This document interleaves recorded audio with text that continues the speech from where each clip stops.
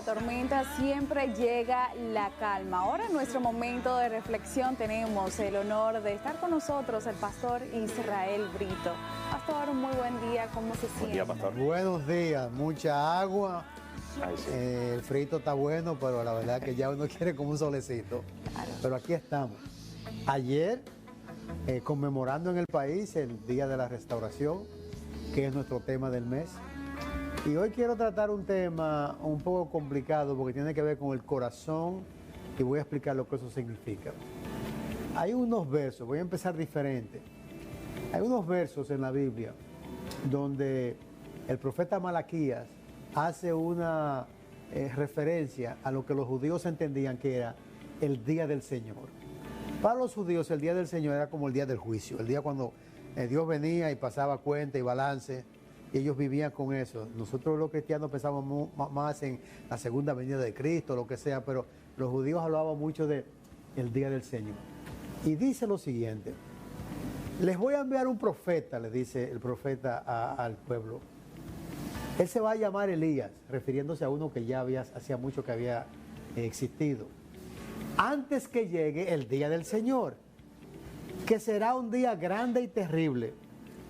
Pero lo importante es eso. Y el Señor hará que padres e hijos se reconcilien. De lo contrario, vendré y castigaré a su país, destruyéndolo por completo. Dos historias quiero compartir, una bíblica y una vivida mientras yo era pastor fuera del país. Y una realidad que estamos viviendo mi esposa y yo, y es que nosotros tenemos unos hijos, todos viven fuera del país, tenemos unos nietos también. Los vimos en este verano, gracias a Dios. Pero desde junio estamos viéndonos y hace unos días llegó uno de mi hija mayor, anoche llegó otro, hoy llegan otros. Ellos están como esperando que pase que pase una tormenta para aterrizar. El que llegó ayer tenía 2 días varado en un sitio.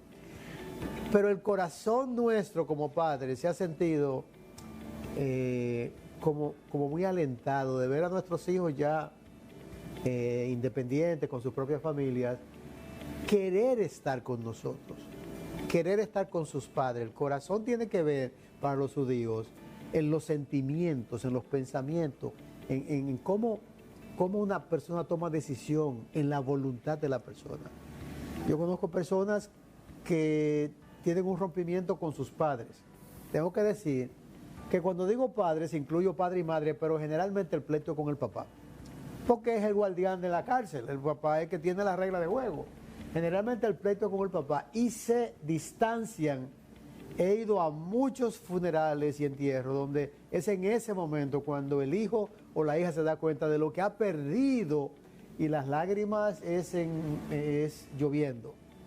Tengo 2 historias. Una es en la Biblia. La mayoría conoce el rey David. En los tiempos de David, David tenía varias reinas y fue prolífico a nivel de tener hijos. Pasó una situación entre una hermana y 2 hermanos de padre. David tenía un hijo que se llamaba Absalón, que es el prototipo de la rebeldía. Y él tenía una hermana que fue violada por un hermano de padre solamente. Y cuando él fue a decirle a su papá que qué es lo que iba a hacer, David como que no le puso mucho caso. Y eso hizo que Absalón se rebelara contra su papá. Fue y mató al hermano que había violado a su hermana, de padre y madre. Y se levantó en contra del reinado de su papá. Y si tú lees la Biblia, Absalón fue el que consiguió 2 o 3 soplones que le dijeron: vamos a ayudarte, te vamos a hacer un ejército para que vaya contra tu papá. Y se fueron abriendo esa brecha entre Absalón y su papá. Y no se pudo reconciliar. Un día le dicen a David: mira, por ahí viene tu hijo, el alzado, que viene con un ejército contra ti. David no pudo ir a pelear, pero su ejército fue. Y le dijo: no le pongan la mano, tráigamelo vivo y coleando. ¿Qué va? En el fragor de la lucha, el joven Absalón fallece. Cuando regresan los soldados con la buena noticia que habían ganado la batalla, David solamente pregunta una cosa: ¿y mi hijo dónde está? Claro. Y le dijeron, falleció. Y la Biblia narra que David se montó en su caballo y entró a la ciudad dando gritos a voces, nada más decía: ay, mi hijo Absalón, ay, mi hijo, si hubiera ido, mejor yo que tú. Porque ese corazón de padre y hijo no se pudo reconciliar. Hace muchos años, siendo yo pastor fuera del país, conocí a un señor que tenía una familia en su país de origen, pero que vivían en ley común, vivían sin casarse, pero prodigó 5, 6, 7 hijos, que él fue llevando a donde él vivía poco a poco. Pero cuando llegó el mayor, yo me di cuenta, este muchacho viene con un enojo, porque el papá los dejó abandonados aquí y recasó en Estados Unidos, porque él no estaba casado. Y ese muchacho siempre tenía una quiquilla, como decimos nosotros, contra el papá, tenía un enojo. Su corazón, sus pensamientos, sus sentimientos no eran para ayudar, para pasar, no, él estaba quillado. Y recuerdo yo que estando aquí de visita en el país, me llegó la noticia: vete al aeropuerto que vienen con el cadáver de fulano. Y yo fui al aeropuerto, y cuando llego allá encuentro a este hombre fuerte, dando gritos, desplomado. Se me pareció a la cosa de David. ¿Y qué pasó? No, él me llamó, vivía en un tercer piso, y cuando me vio llegar se tiró y se suicidó. La Biblia dice que va a venir un momento que Dios va a hacer posible que el corazón de los padres vuelva a los hijos y que el de los hijos vuelva a los padres. Eso es reconciliación. Que Dios va a provocar, que Dios va a dar la matriz, como si te lo puedo decir así, para que los grandes enojos de tu vida puedan ser reconciliados, puedan ser restaurados. Y nada hay más fuerte que el enojo entre un padre y sus hijos. Digo madre, pero la madre tiene como una dulzura diferente, que con un abrazo y una taza de café, eso se arregla. El papá la tiene más difícil y se gestan. Quizás ustedes conocen o han vivido momentos, porque todo lo que tenemos padres o hemos tenido, entramos en pleito con los padres. Claro, y por eso es que debe de prevalecer el tema de saber perdonar y reconciliarse, de que pueda imperar el tema de la comunicación en el hogar, porque cuando eso se pierde, la comunicación, hay que tratar de recuperarla sí o sí, porque se necesita hoy más que nunca, pastor, esa unidad familiar que se ha perdido en muchísimos hogares, y es porque el otro está esperando que el otro haga algo para que se puedan reconciliar. Fíjate que dice algo que es lo más difícil es dar el primer paso. Exacto. No, romper el hielo, romper ese hielo. Pero te quiero decir algo, a ti que me está viendo hoy. Los hijos que andan por ahí, que tú dices, no, ya yo no tengo hijos, ya se murió, ese para mí está muerto. Los hijos nunca se olvidan.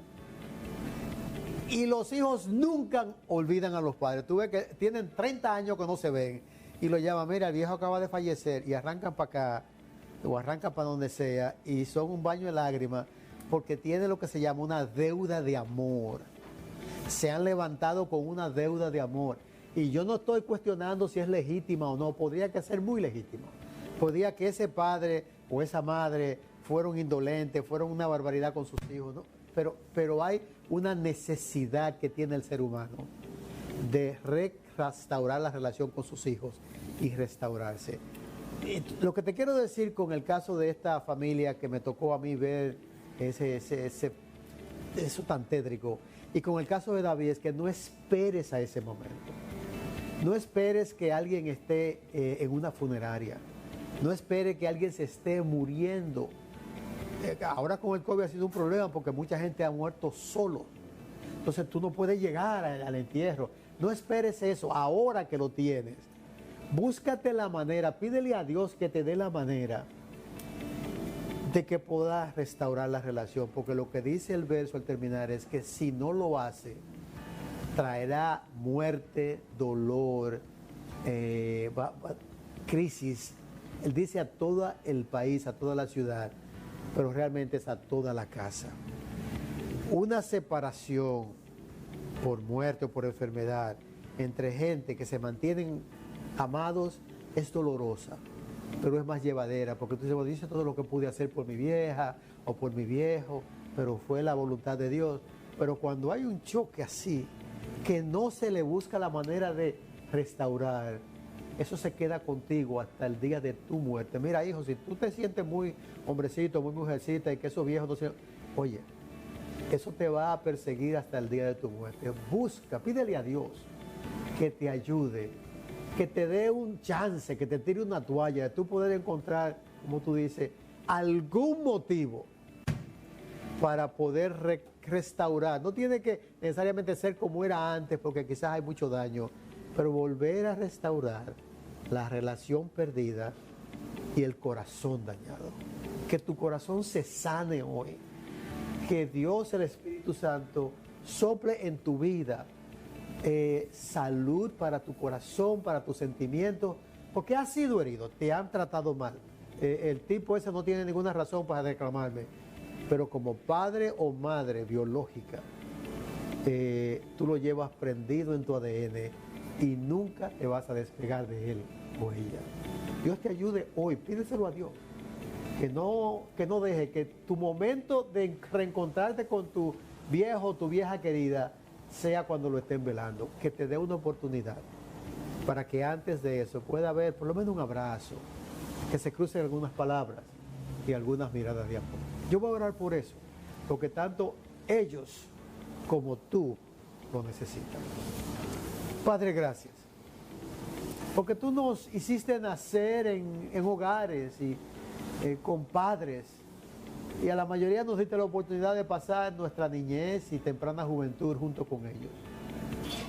Y es ahí, en la adolescencia, en la juventud, donde empiezan a forjarse las heridas, las diferencias, los contratiempos que marcan el rumbo de la vida de mucha gente. Yo te pido por esta persona que hoy me está mirando, me está oyendo y sabe que tiene un problema. Hay una factura pendiente o con su padre o con su madre o con quien le dio ese rol de padre y madre. No le permita, Señor, que los pierda por la muerte sin haber cruzado un abrazo de amor y recibir restauración. Te pido eso en el nombre de Jesús. Amén. Amén, pastor. Muchísimas gracias y bendiciones. Dios les bendiga. Igual a usted, pastor.